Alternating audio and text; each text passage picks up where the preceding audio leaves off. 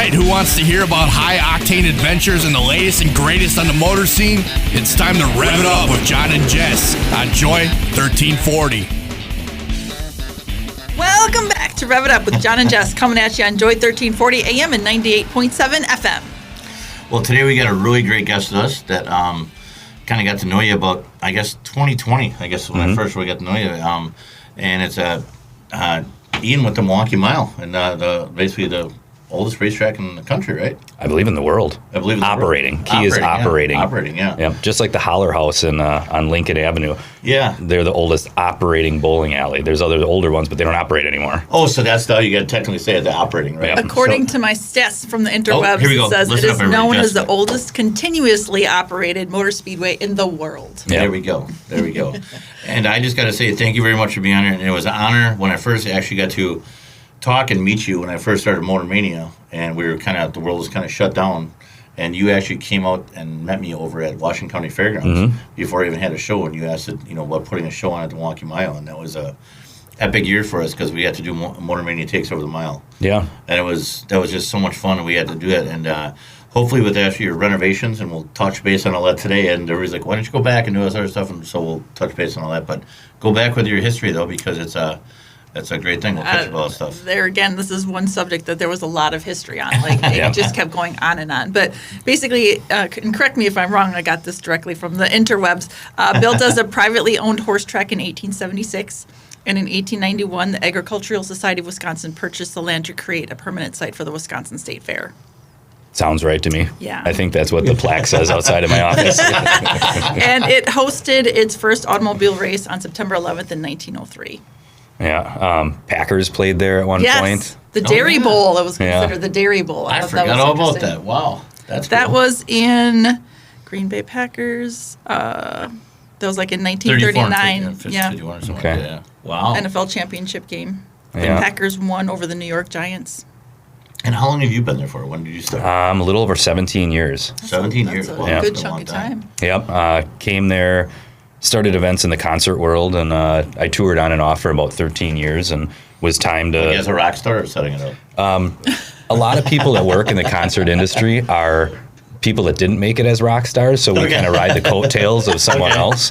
I mean, similar to, folks that are working at the Mile. I mean, like, Dennis, our operations manager, very well. Great guy, yeah. I mean, he'll be the first to tell you that he came there because he was tired of paying tickets. So, find a way for me to get in there and actually even get paid to work there. And sure. Decades later, he's still running the operations there. And Yeah, he's a great guy. He's strict and to the rules. That's what I like about Dennis, yeah. he was our safety director for a while as well. So, I mean, that's just ingrained into him. And now the safety director works close with him. So he's got to monitor that all the time. Sure. Yeah. Yeah, and I don't know if you ever got a chance to meet Dennis yet. He's you'll get to meet him, but Possibly. probably great guy, just old school racing guy. Tall guy. He's got the Dale Earnhardt mustache. He's got the whole thing going on. Dale Earnhardt. I mean, he really does. I mean, Yeah, yeah. I mean, he's from the racing world, no doubt, and he's got the dad or the grandpa finger if you do something wrong. Because I remember when we did Motor Mania at the Mile, we had a couple guys that were I don't know who it was. I think it was Elliot and probably Zach or somebody like that. But they're doing burnouts and they were trying to get a picture out of the car while they're doing burnouts, and they were hanging out and doing that stuff, and he. Right away. Well, those two need the grandpa finger. they They're do. together. Yeah. And I'm sure it's not the first time he's done that. I mean, it's every event something comes up. Yeah. Sometimes it's not even on the track. It's, somebody brought their kid who's riding a bicycle and getting too close to a hot track or something to that effect. But, yeah, that's half of Dennis's world is... Just taking care of that stuff, yeah. That's great, yeah. And I mean, there's so many things that you guys went back through, and I mean, when it was still a dirt track, I mean, my dad used to race there way before I was. That was in the 60s, I think it was. Yeah. When it was a dirt track. My dad raced there. I did circle track there for a while. But yeah, I mean, it's just a great historic place, and once you actually get going the Mile, it's great, but like once we were actually... It was kind of like surreal when I got to actually do my event there and walk around with you. Yeah. It was like I didn't really talk to him for a while. I just kept looking at the track. I'm like, this is kind of crazy that we're doing an event here. Yeah, I mean, being in this huge stadium, Yeah. it is. It's awe. Yeah, It said it was a dirt track and it was paved in May of 1954. 1954. Okay, gotcha. Okay. Yeah, that's yeah. Oh, I forgot how old Dad was. I guess he was a A little long in the tooth. little long in the tooth there. Yeah, for sure. They were doing stuff. So you've got a lot of great things coming up. and stuff. But go ahead. Well, is it functioning now? You talked about construction stuff. Is that remodeling? And Well, whatnot? It's going on now. Right now is demolition, deconstruction. Okay. So our season is pretty thin this year. Yeah. Probably next year as well, potentially even another, simply because at some point we had to take a break and fix all this stuff and get it up to snuff so that we can host everything. Right now there's backhoes over there. There's pile drivers knocking stuff out. Right now they're working on turn 2, I think, this week. So there is nothing there at the moment other than construction vehicles. Yeah, because we had, and of course, because we had history with you guys before, and everybody wanted to know. Like, I think you and I talked about doing the street drags, and Greg had some events there too, and everybody's biggest thing is, why isn't it there? Why aren't we back and do it every week? And I kind That of question a lot. Yeah. Oh my gosh, it's every week. Every week, even on our Facebook post, now that we announce our calendar, why don't you guys bring it back to the mile? And you can comment all you want, and we can talk to her blue in the face. Yep. And you can basically bring the facts to everybody. But as you know, they just like, oh no, that's not right. I'm like, so that's one of the greatest reasons why we had you on the show today, because it's like everybody hears all this stuff. But so basically, the reason why we're going there for the next 2 years, and we'll see what's going to happen, is because you're under construction. Yep. And we still want to bring something there. Yeah, we had to postpone, displace a lot of different events. One in particular that just 2 or 3 days ago or something just announced, the Harry Miller Club, if you're familiar with that. Yeah. That is vintage Indy. Beautiful cars. That's and a really neat thing to see. Yeah, it's let's see if they're on that picture there anywhere. Yeah, upper left. They're up here, right? Nope, other one. This Your other left. That's right. Yeah. I meant because we're spun around. Yeah. Look at Justin there laughing at me like, shut up, you. Yeah. Action. But those, they've been there since before my time. Okay. And it's an amazing event where they are from, I want to say, like 1962 and earlier. Okay. Harry Miller, and I get this from Dennis. I don't claim to know this stuff. Dennis is a history buff. Yeah. He came from that. He raced go-karts with his son and everything and all the way up. But Harry Miller made this particular engine, and Indy adopted it, and that became the engine of choice, I believe, for a while. So these are all vintage Indy cars, largely that have those motors and engines in them. Yeah. So they were by us for several years, and unfortunately didn't have the dates this year. So they just announced they're in Indianapolis this year. But we keep in communication, just like yourself, that they'll be back when the track is ready to go. So that's just an example of, unfortunately, we had to displace that event, but we're doing this to bring it back up to snuff, and it's going to be a beautiful track when it's all said and done, and everybody will want to come back to it, and that's our goal. Do you have a projected completion date? The state is putting in a lot of the funding for it, and the state, yes, I do work for the state, but the state outside of State Fair Park, like the actual state entity, they've committed to 2 years for sure. Love to get it done in those 2 years, or 2 phases, I guess I should say. But it does span 2 years. There is an opportunity for a third phase 3 if we need to. Sure. My role is to fill the track and the park non-fair. When we as State Fair produce 2 things. We produce the fair itself in August, and we produce Harvest Fair. Everything else is somebody like yourself. You rent the facility and do it. And that's my job there, is to fill the property and utilize the facilities outside. Pretty much like all of August is shut down, right? Yeah, we do a fair block because just the setup and takedown. Yeah, exactly. It takes about a month to get, at least a month on site. There's a good chunk of, my role, as I said, is working non-fair year round, but most of our full-time staff works on those 2 huge events. That's our flagship. Sure. Trying to fill the calendar non-fair is my role. So selfishly, I hope that we get this done as soon as we can. Right. So you can get back on track. Yeah. Love to say in 2025 we've got a full season, but if it's not right, we'll work on it to make sure, and it may be 2026 we get a full season in, but we're hoping for 25, and we're going to squeeze things in when we can here and there. Yeah. One of the biggest things that we're working on is the safety issues, the safer barrier, the catch fence. NASCAR has very stringent standards on that for good reason.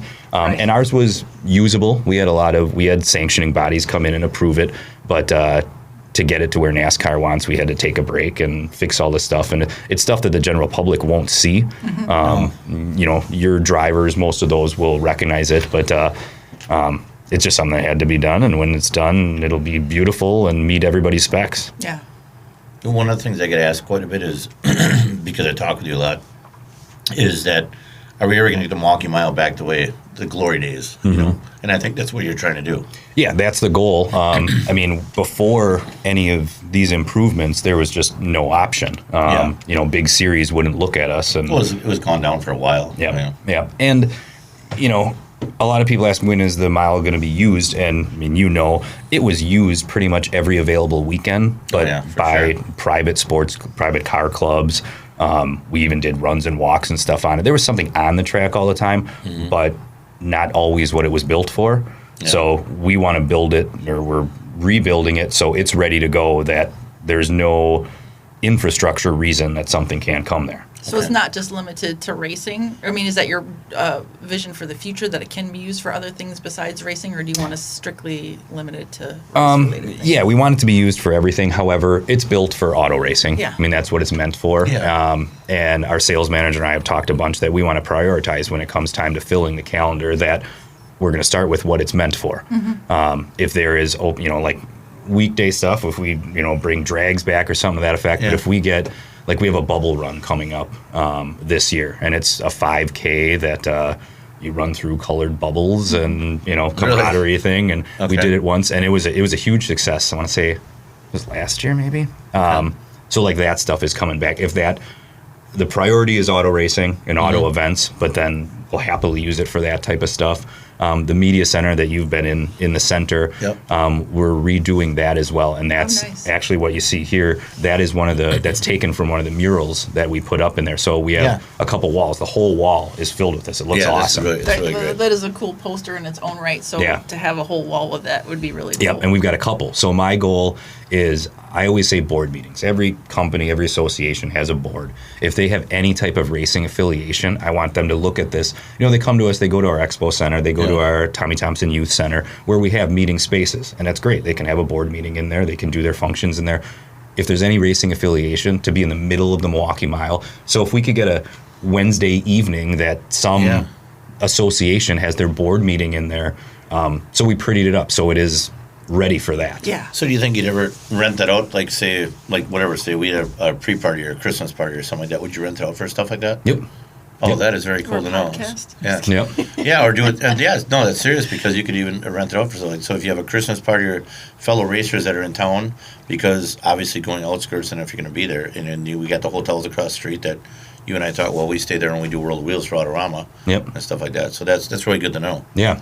I mean, good or bad, I don't know, talk about similar example. You're probably familiar with just the sort of anniversary of Alan Kulwicki's passing. Yes. That just happened recently. So they had an event at probably Kulwicki Park, and they asked, unfortunately, because of construction, we couldn't be a part of it, but that was something that we were looking to be a part of, or they were looking for us to be a part of and come to the mile, simply because he's got such a history there.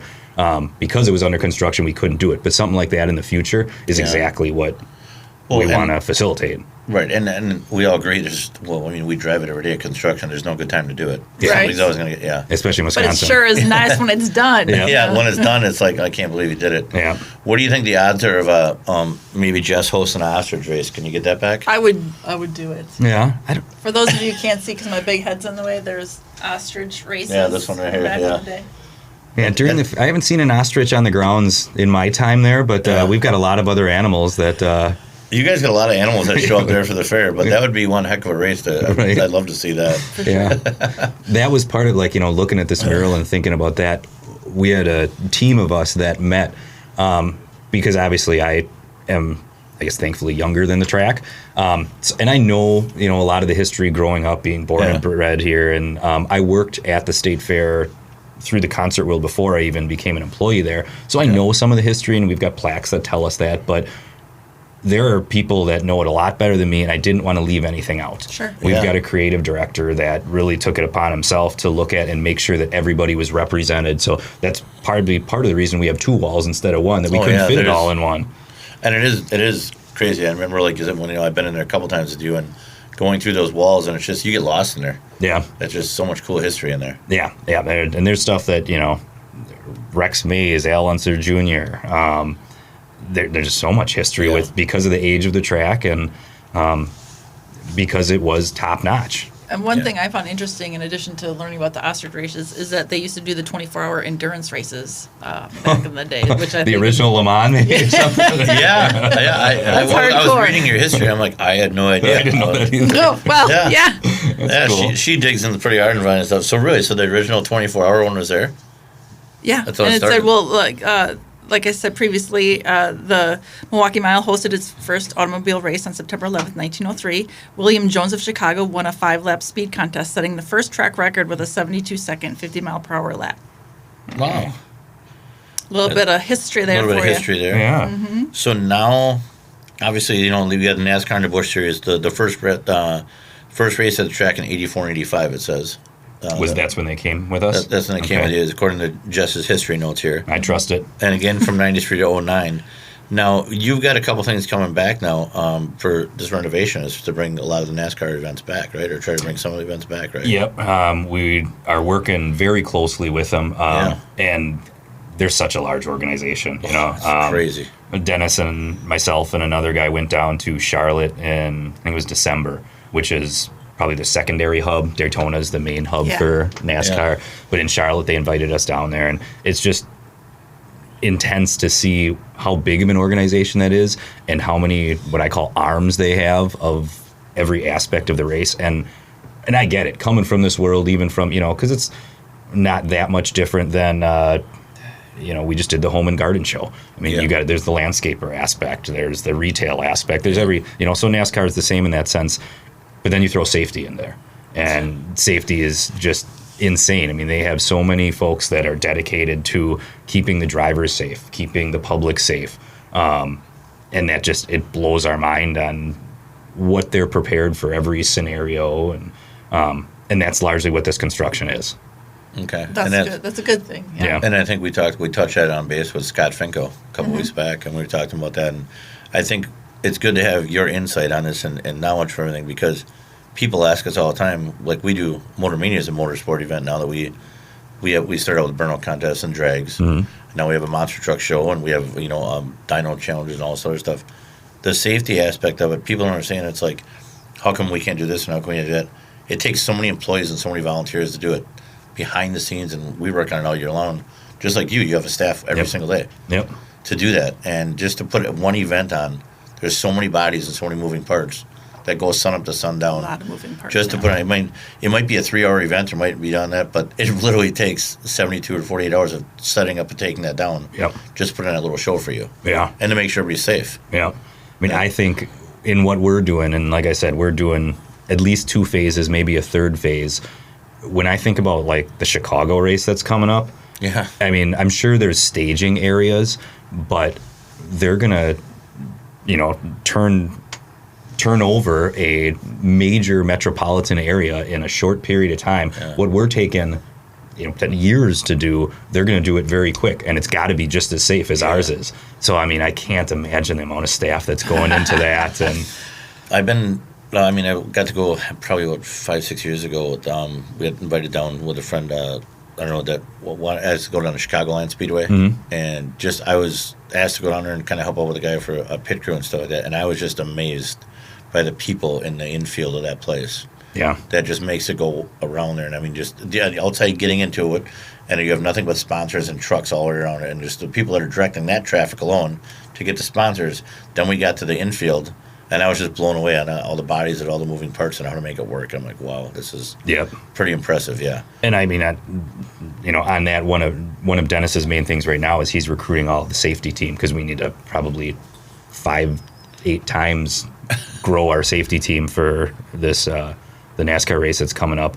And there will be somebody everywhere, and then it just keeps coming up where, okay, well, do we have enough fire suits? Do we have enough helmets? And then there's the training program and everything.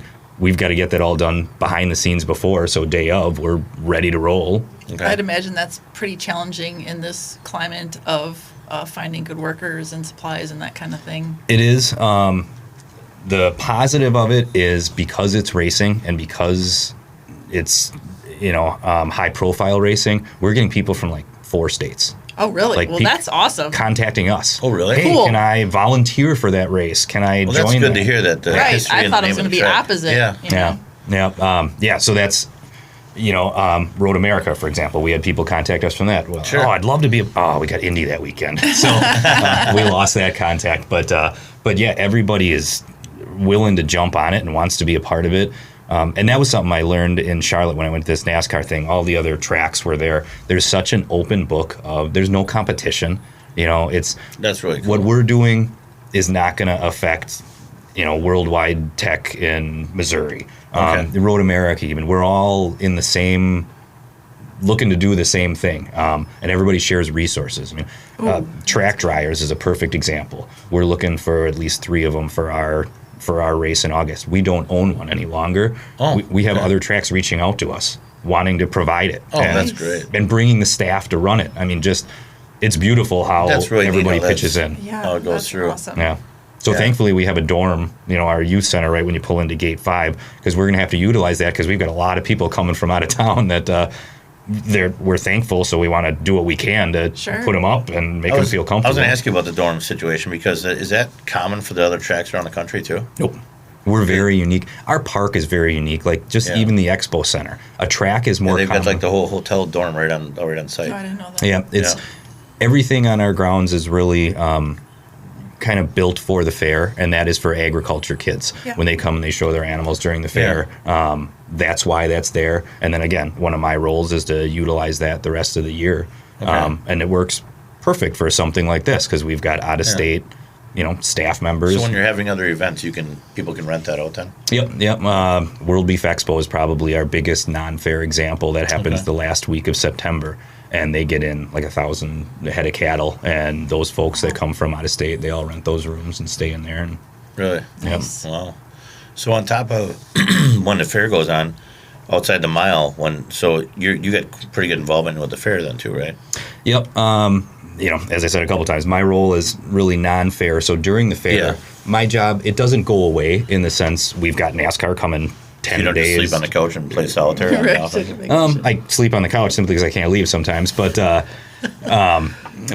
we're still facilitating everything for the upcoming events. But for the fair itself, as far as like on site during those couple weeks, month, my role doesn't exist. The expo center is where I mainly rent out. We take that over and make it the retail area. So I kind of shuffle around during the fair. I've been in Spin City, our midway, for the last several years, Okay. which is very interesting. It's another thing. I didn't come from that world at all, and to learn how a midway really works is amazing. And that's actually another thing, talking about the community as far as how they are so resilient and into their product. It's amazing. Mm-hmm. Yeah, very interesting. I think one thing that I was going to touch base on is, which we get a lot of comments on and we get a lot of asking about is, and I'm sure you've heard about it many times over the years, is I'd like to clear up the air with everybody here, is the parking. Yeah. Everybody has always told me over the years, I love to go there, but the parking. I love to do this, but the parking. I love to...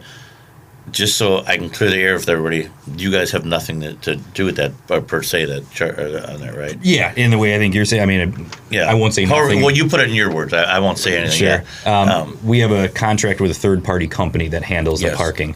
And that does write us off of it in the sense that we make an agreement with them, and we have to abide by that agreement, and they sign it knowing, we're going to bring in this many events and ideally this many people, and they're going to make the revenue off of that. And we do take a share of that as well.